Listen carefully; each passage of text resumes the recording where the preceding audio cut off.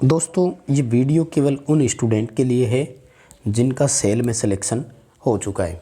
Steel authority of India limited जो छत्तीसगढ़ भिलाई में power plant है स्टील प्लांट है, उन स्टूडेंट के लिए ये न्यूज़ है। और सेकंड फेज़ का जो प्री एम्प्लॉयमेंट मेडिकल टेस्ट होता है उसके बारे में जानकारी हम देने वाले हैं। दोस्तों बड़ी बात क्या है कि ये मेडिकल टेस्ट बाकी सभी मेडिकल टेस्ट से अलग होने जा रहा है, यानी इस बार कुछ आपको अलग टेस्ट भी करने पड़ेंगे। तो पूरा कंप्लीट वीडियो को लास्ट तक ज़रूर देखना। एक एक पॉइंट पर हम बात करने वाले हैं कि इस बार क्या मेडिकल टेस्ट में अलग क्या चीज़ है, रूटीन मेडिकल टेस्ट में क्या होता है, यानी जब मेडिकल चेकअप आपका वहाँ पर होगा तो क्या क्या चेकअप वहाँ पर किया जाएगा, आप में क्या फॉल्ट है तो आपको सचेत रहने की ज़रूरत है। मैं पूरी तरह से बात करूँगा, जैसे आई साइट की मैं बात करूँगा, और जैसे अपन बात करें कलर ब्लाइंडनेस की, तो ये सारी चीज़ें इसमें होने वाली है। दूसरी बात, इस बार अलग क्या है, क्या सावधानी आपको रखनी है, ये भी मैं इस वीडियो में बात करने वाला हूँ। सबसे पहले बात कर लेते हैं कि ये है कौन सा वैकेंसी इसके बारे में। तो स्टील अथॉरिटी ऑफ इंडिया जो भिलाई स्टील प्लांट है ना, छत्तीसगढ़ दुर्ग जिले में, उसका है ये।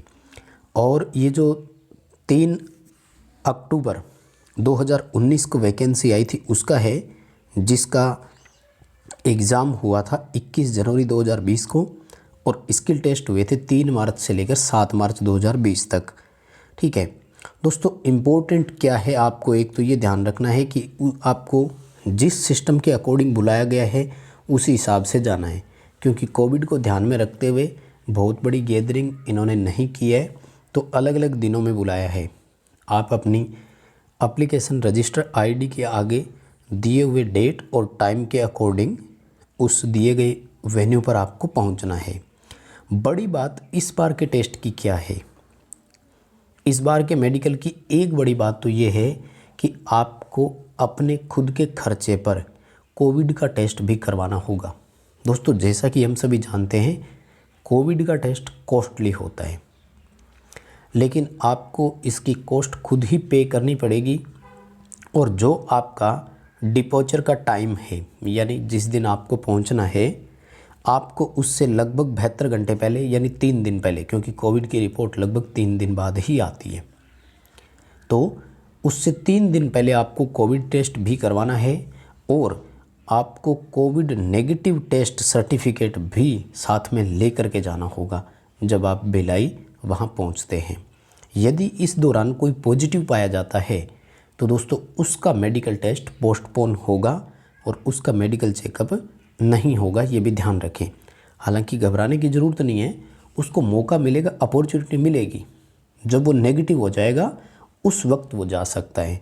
अब सुनिए ध्यान से, यदि कोई पॉजिटिव इस दौरान आ जाता है तो वो यहाँ पर एक हेल्पलाइन नंबर दिया हुआ है जिसके बारे में बात करूँगा, सर का नाम भी दिया हुआ है, तो उन सर से उनको कॉन्टैक्ट करना होगा और अपनी पोजीशन बतानी होगी कि हम पॉजिटिव आए। तो नेक्स्ट आपको फर्दर जो है वो जब भी इन्फॉर्मेशन के लिए कुछ दे दिया जाएगा टाइम। दूसरी जितने भी इससे रिलेटेड आपके इंस्ट्रक्शन है वो वेबसाइट पर अपलोड है, वो कहते हैं कि आपको वहाँ चेक करना है। चलिए दोस्तों एक तो डेट के बारे में बात करते हैं। तो जो इलेक्ट्रिकल के टेक्नीशियन है ट्रेनिंग, उनका 18 और 19 नवंबर 2020 को 2 दिन टेस्ट ये होना है। और 19 को ही जो केमिकल वाले हैं उनका भी होगा, मात्र 2 कैंडिडेट है उसमें, तो इलेक्ट्रीशियन में 38 है। दोस्तों ये देख सकते हैं आपकी रजिस्ट्रेशन एप्लीकेशन आईडी है और उसके सामने आपका मेडिकल एग्जामिनेशन का डेट दिया हुआ है, रिपोर्टिंग टाइम भी दिया हुआ है। सुबह 8:30 बजे का टाइम है, 18 नवंबर 19 नवंबर, ये है इलेक्ट्रिकल वालों का।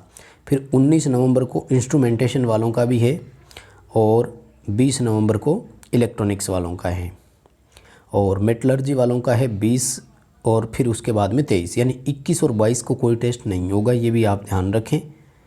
और मैकेनिकल वालों का जो है वो 24 और 25 को होगा, तो ये चलेगा। ठीक है, अब जिन कैंडिडेट का है तो उनको एक दिन पहले पहुंचना है, ये भी ध्यान रखें। 1 डे प्रियर, एक दिन पहले आपको जो आपका वेन्यू दिया हुआ है, वेन्यू कहाँ है, वेन्यू सबका एक ही है और कॉमन वेन्यू है। कौन है, हॉस्टल नंबर 2 शिव मंदिर के पास, सेक्टर नंबर 3 भिलाई दुर्ग छत्तीसगढ़। यहाँ आपको पहुँचना है। और ये है वो सर, सीनियर मैनेजर है HRD श्री सुभाष भाई पटेल, ये उनके नंबर दिए हुए हैं यहाँ पर, इनसे आपको कांटेक्ट करना है। तो जिस तरह की भी आपकी कोई भी इंक्वायरी है तो आप यहाँ ये इंक्वायरी भी ले सकते हैं। अब दोस्तों इस बार का टेस्ट अलग कैसे है, एक तो ये हो गया कि कोविड का ध्यान रखना है।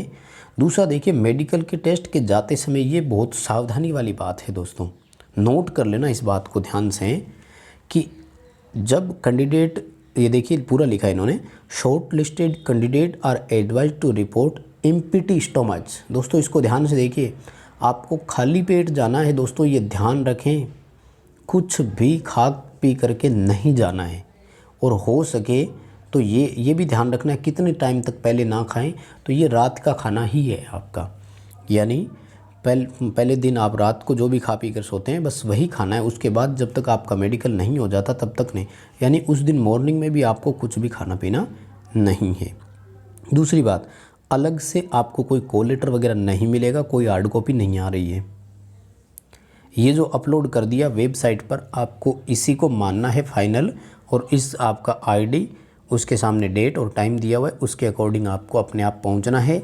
कोविड वाला आपको सर्टिफिकेट लेकर जाना है। उसके अलावा क्या क्या चीज़ें आपको लेकर जानी है वो भी देख लीजिए। पासपोर्ट साइज़ कलर फ़ोटोग्राफ लेकर जाने 10। फ़ोटो सेम वही होनी चाहिए जो आपने फॉर्म में लगाई थी। यदि वो ना भी है तो घबराने की ज़रूरत नहीं है, दूसरी फ़ोटो भी लेकर जा सकते हो। रिसेंट फ़ोटो आपका हो तो भी चलेगा, ज़्यादा घबराने की दिक्कत नहीं होती, ये फ़ोटो वोटो से बाहर नहीं करते। दूसरी चीज़, एक आपको फ़ोटो ID लेकर के जानी है कि आप ही हो क्या, प्रूफ कैसे दोगे, तो आधार या पेन में से कुछ भी लेकर के जाना है, पेन कार्ड में से तो ओरिजिनल भी लेकर जाना है, और उसकी एक फ़ोटोकॉपी लेकर जानी है जो कि सेल्फ अटेस्टेड होनी चाहिए।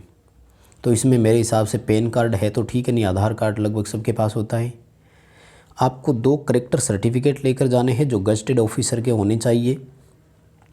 दूसरी बात, यदि आप वर्किंग में कहीं भी प्रेजेंटली कहीं भी वर्किंग में है यानी काम कर रहे हैं तो वहाँ से आपको रिलीविंग ऑर्डर लेकर जाना पड़ेगा, NOC बोलते हैं उसको, नो ऑब्जेक्शन सर्टिफिकेट, यानी प्रेजेंट में जहाँ काम कर रहे थे उनको कोई आपसे ऑब्जेक्शन नहीं है नौकरी छोड़कर जाने से। और सबसे इम्पोर्टेंट 5वां जो है वो है आपका कास्ट सर्टिफिकेट। जिस कैटेगरी से आप बिलोंग करते हैं, जैसे SC ST या OBC, और या फिर अगर आपने EWS से भरा है तो EWS का भी आपको सर्टिफिकेट लेकर जाना होगा। और यदि आपने हैंडीकैप्ड वाला भरा है तो वो भी आपको अपना जो फिजिकली या डिसेबल्ड वाला आपने दिया है वो डिसेबल्ड वाला सर्टिफिकेट भी आपको देना होगा। इनमें से कोई भी डॉक्यूमेंट अगर आपका एब्सेंट होता है तो वहाँ पर आपकी कोई सुनवाई नहीं होगी। दूसरी बात, आप किसी भी तरह से कांटेक्ट कर सकते हैं, तो हेल्पलाइन के लिए ये मेल ID भी है और ये फ़ोन नंबर भी है, यहाँ आप कांटेक्ट कर सकते हैं। दोस्तों वीडियो पसंद आई है तो लाइक ज़रूर करना, आगे फ्रेंड्स को शेयर कर दो जिनका सिलेक्शन हुआ है ताकि वो देख ले टेस्ट से पहले। आप चैनल पर नए हो तो चैनल को सब्सक्राइब ज़रूर कर लें।